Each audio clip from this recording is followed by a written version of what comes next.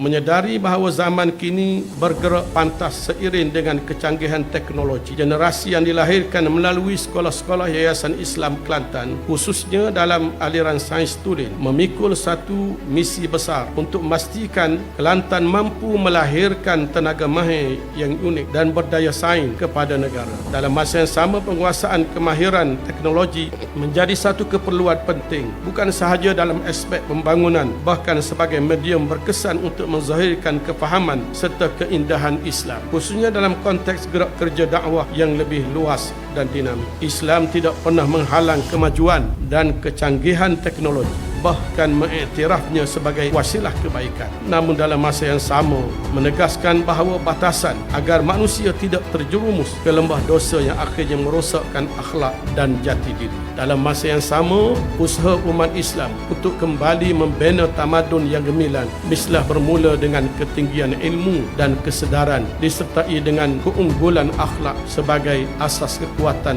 yang sebenar. Rasulullah SAW bersabda, "Akmadul mu'minina imanan ahsanuhum khuluqan."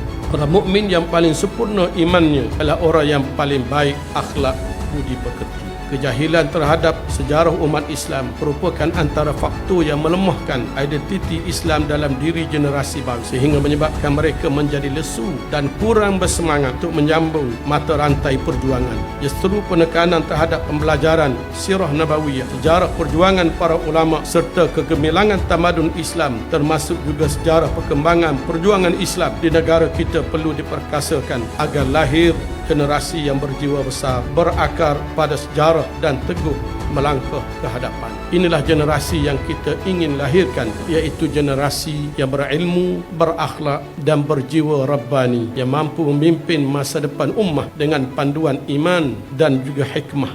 Sains Tok Guru akan terus menjadi model pendidikan unggul dalam membina generasi masa depan negeri dan negara.